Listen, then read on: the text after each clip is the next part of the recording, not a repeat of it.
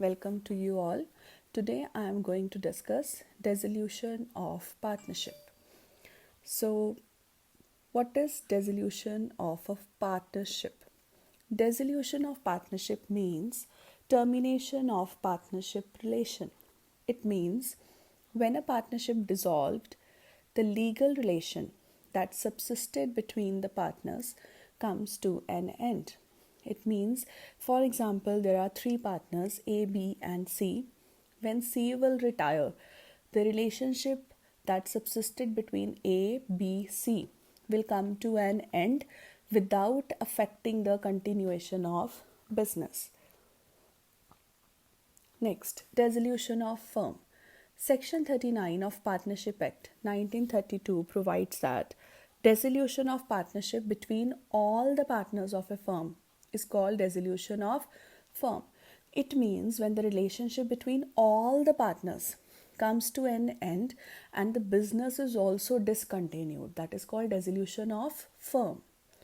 Now, in a dissolution of partnership, if it is dissolution of partnership, the partners may by agreement provide for the continuance of the firm after the dissolution by death, insolvency or retirement of the partner.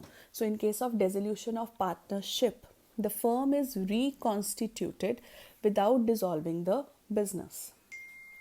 Now, what is the difference between dissolution of partnership and dissolution of firm?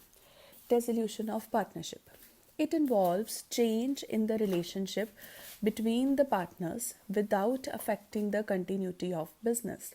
So it may take place in the following manner. First, on the admission of a new partner, the relationship between old partners comes to an end and the new agreement will be entered between old and new partner. Same on the retirement or death of a partner. On change in profit sharing ratio, this is called reconstitution of the firm. On insolvency of a partner, like one partner has been adjudicated as insolvent, so rest of the partners will enter into a new deed and continue the business. In case the partnership is formed for a specified period of time, the partnership comes to an end after the expiry of the time limit.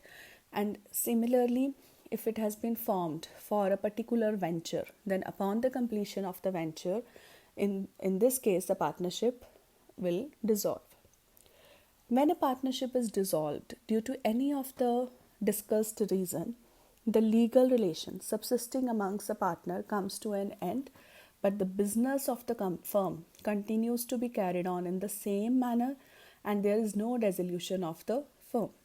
So the rights of the continuing partners are readjusted, old partnership deed is cancelled and new one is drafted in order to incorporate all the changes that have been made. Now, what is dissolution of firm?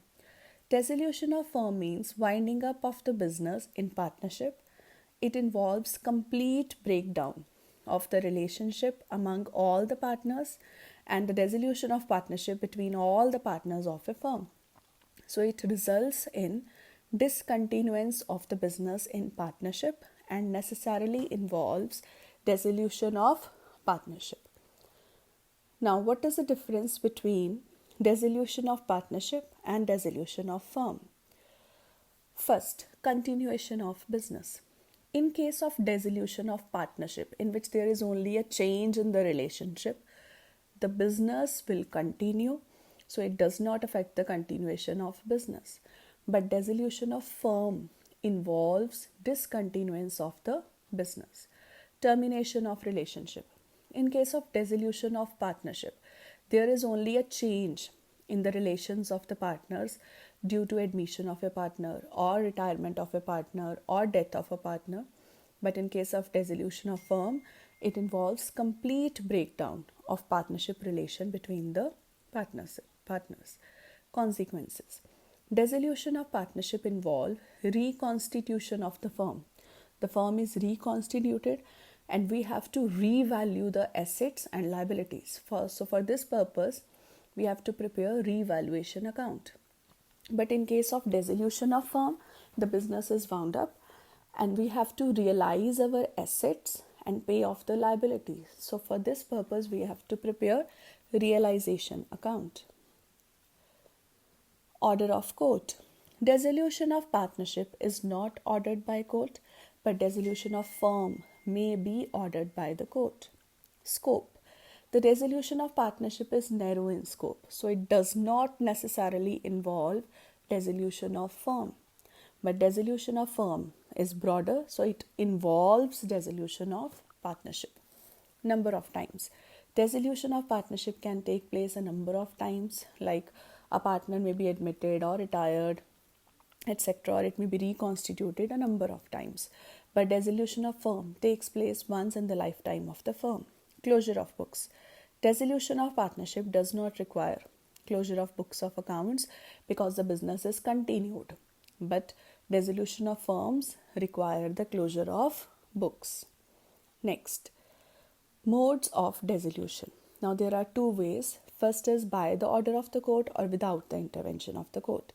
Now I am going to discuss the first part, dissolution without the intervention of the court. First, dissolution by agreement. Now we all know that partnership is entered into by the firms by entering into an agreement, that is by the mutual consent, and same in this case, a firm may be dissolved by the mutual consent. So if all the partners decide, they can dissolve the firm. Second, compulsory dissolution or dissolution because of operation of law.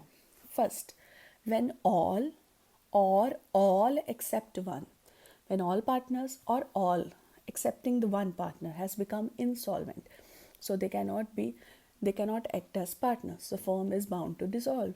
And second, when the business of the firm becomes unlawful. These are the two parts without intervention of court. Third, dissolution on the happening of certain contingencies. A firm may be dissolved at any time by giving notice of dissolution, like if it has been formed for a fixed period of time, then the expiry of fixed period of time. If it has been formed for a particular venture or business and the completion of a business, death of a partner, or adjudication of partner as insolvent. Next, dissolution by the notice of partner. A partnership at will may be dissolved by any partner by giving a notice of dissolution in writing to all other partners. Second part, dissolution by the court. Now, a court may order the dissolution of the firm in case of any of the following circumstances. First, when a partner has become of unsound mind. Second, he has become permanently incapable of performing his duties. Third, when any partner is found guilty of any misconduct which is adversely affecting the business. Third, when he is found guilty of persistent breach of agreement. Third, when a partner has transferred whole of his interest to any third party without taking consent of other partners. When the business of the firm is running into losses. And when the court thinks that it is just and equitable to dissolve the firm, then the court can order the dissolution of the firm. Next, settlement of accounts on dissolution. On the dissolution of the firm, the accounts of the partners are settled in a manner which is provided in partnership agreement, and if agreement is silent about this, then the firm accounts are settled according to section 48 of Indian Partnership Act 1932. First, the losses including the deficiencies of capital will be paid firstly out of profit. If the profits are insufficient, then out of capital, and still if there are some losses, then that will be contributed by the partners in their profit sharing ratio. Second, the assets including the contribution of partners shall be used to pay off the debts in the particular order, like first, to pay off the debt of the firm towards third parties. Second, to pay to each partner ratably. Ratably here means proportionately towards the loans which have been given by the partner apart from their capital contribution. And third, if anything is left, then that money will be used to pay off the partners proportionately in the ratio of their capital contribution. Next, payment of firm debts and private debts of partners.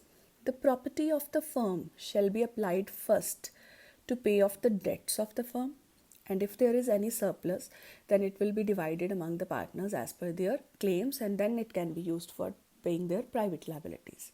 Same is the case of their private assets. Private property of any partner will be used first to pay off their private debts, and if there is any surplus, then that will be used to pay off the debts of the firm. Thanks, and the second part we will cover in the next video.